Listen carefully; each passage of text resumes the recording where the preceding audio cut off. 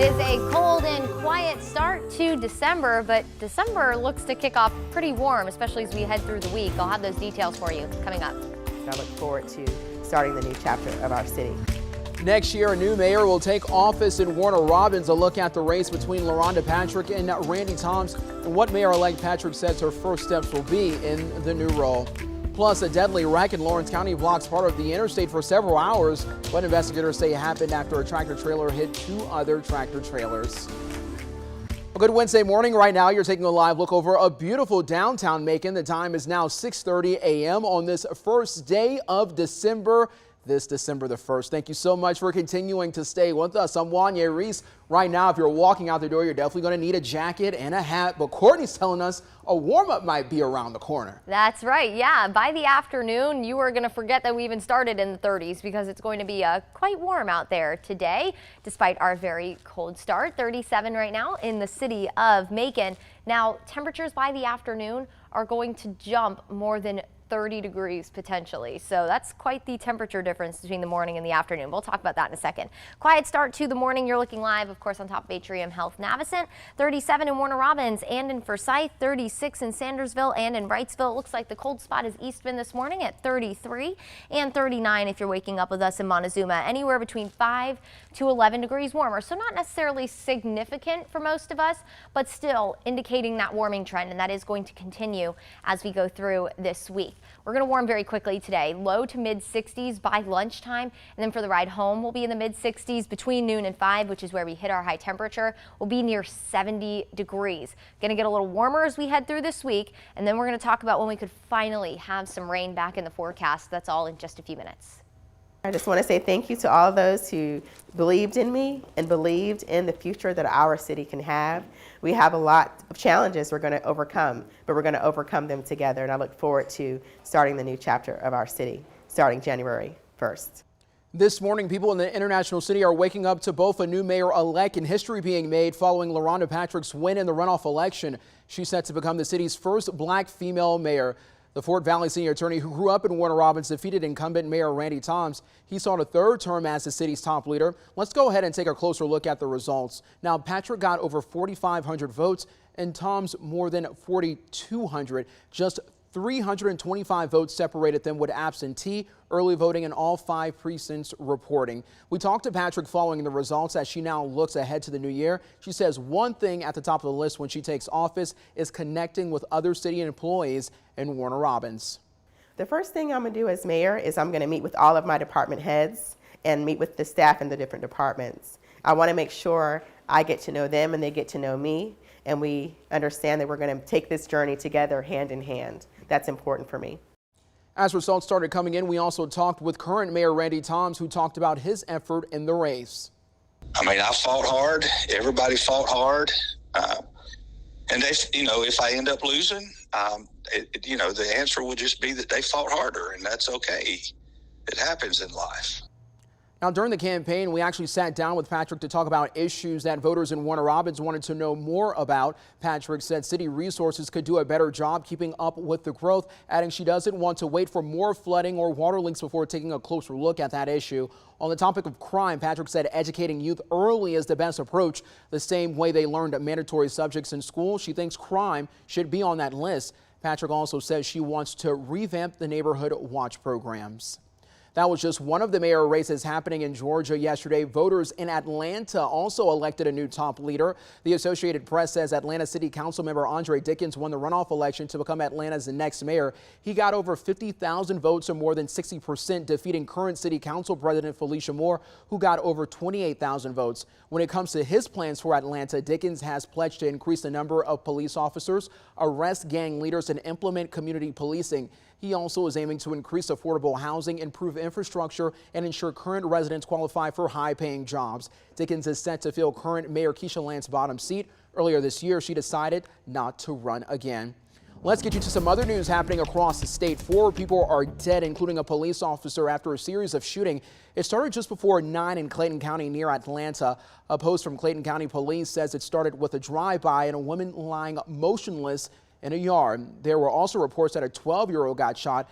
As officers tried to help the woman and that child, they came under fire. Officer Henry Laxon was killed and another officer got shot in the hand. Officers returning fire killed the gunman. Our Atlanta station reports 2 women were found dead at the home. The child is in critical condition. A woman faces 25 years in prison and a $1 million fine for trafficking drugs into Houston County. The county's district attorney's office says 32-year-old Alicia Willett pleaded guilty to 2 cases of trafficking meth and possession of a firearm during the commission of a felony. They say one of the cases involved an investigation that led to her arrest this past February. The other case dates back to 2018.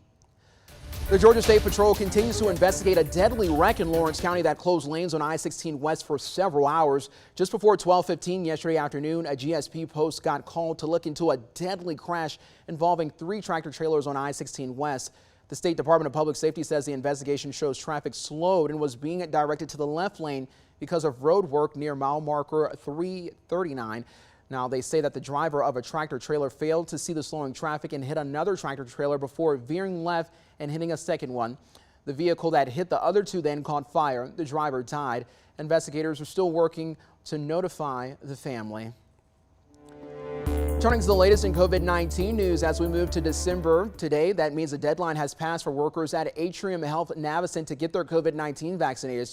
We're still waiting for specific numbers, but in a statement yesterday, the health provider said, "We are extremely pleased that more than 99.5% of our teammates have chosen to meet the requirement and help us provide the safest environment to provide care and the safest workplace possible. We hope to hear more from the area's largest health provider once they get together their final vaccination numbers."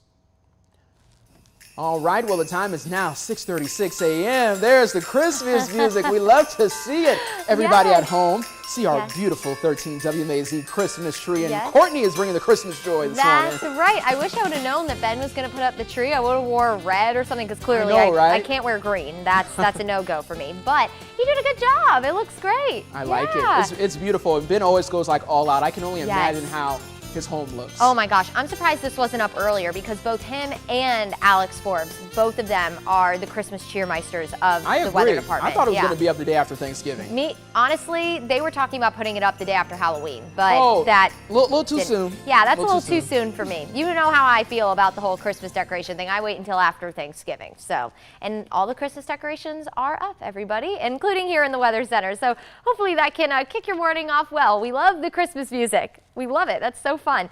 Okay, everybody. Well, now that November is said and done, I wanted to do just a little bit of a recap, not a full one, but the rainfall for Macon. Clearly, November was not one for rainfall for us. We picked up less than 0.3 of an inch of rain. Average is about 3.37 inches of rain. Now, when it comes to 2021 as a whole, we've picked up 46.97 inches of rain, so just under 47, and the average is about 42 and 0.3 of an inch, just a little more than that, obviously. So October single-handedly saved us from a deficit because if you remember back to October when we had lots of flash flooding, we picked up over 7 inches of rain in October. So October made up for where November lacked in the rainfall department. Now the cold weather department, November definitely delivered. Our average high temperature, when you take all the high temperatures through the month of November and average them together, we came out to 68.1 degrees. Normal is around 69. That might not seem like a lot, but in the grand scheme of things, when you think of the atmosphere as a whole, a degree or two makes a really big difference, just like it does in your body. You're looking live on top of the Fred Roberts building in Dublin. A beautiful sunrise underway. I love when we have a little bit of cloud cover to kind of contrast it. Really gorgeous start to the day. Lots of people making their way out the door for this Wednesday. We're halfway through the week. 36. It's cold out there. Now, if you like the 30s, hold on to them because it looks like as we go through this week, that's going to change. We're going to be a little bit warmer, and that especially goes for our afternoon high temperatures. 37 in Macon and in Warner Robins. We're at 38 in Gordon, 39 in Montezuma, 36 over in Dublin again, 39 in Milledgeville. The cool spot seems to be Eastman and McRae at 33 and 34. Now, as we go through the day today, temperatures are going to warm very quickly. Notice now that the sun is up, temperatures are obviously going to rise. Between 9 and 11 o'clock, we could see a 15-degree jump. So a very, very quick warming trend. And today temperatures are going to climb near 70 degrees. I do have us forecast for Macon and Warner Robins at 70. Some of us might even head into the low 70s, so exceed 70 by a degree or two. Through the overnight hours, maybe a couple of extra clouds. Low temperatures will drop into the low to mid 40s. A couple of us could still end up in the upper 30s tomorrow morning, but you get the picture. We're starting a warming trend, and that's thanks to high pressure that's going to be in control. But where it's sitting is important. We now have wind coming out of the west-southwest. That's putting us under the influence of the Gulf of Mexico. Notice up to the north, you can kind of see these little just streaks of pink. That is sleet. So the air is obviously very cold up there now that the rain is starting to turn into some kind of wintry mix. Now, earlier this week, wind was coming out of the north, so that cold air is what we were under the influence of. Obviously, the ocean is not that cold. So now that we have our influence from the Gulf, here's what our temperatures are going to look like over the next couple of days. 73 Thursday, Friday, we're in the upper 70s in some spots, and then we'll get that gradual cooling trend. A weak cold front moves through over the weekend. Not going to bring us any rain, but it will cool us down a little. The weather will be great for any of the parades or if you're doing anything for the SEC championship. It looks like the weather will be nice. Low 70s, sunshine, not half bad. Another front comes for the start of next week, maybe offers us a small rain chance and cools us down for Tuesday. Our next rain chance could come by the end of next week, and that could finally bring us some measurable rainfall. Your 7-day shows warm and dry through the rest of the week. We'll be in the low 70s through the weekend. Small rain chance returns next week. We'll be back near 60 by Tuesday. Still ahead around 6:46 a.m. on 13 WMAZ. Patience and kindness, two qualities of this week's My Teacher's Tops has a lot of. Don't miss the big surprise coming up next.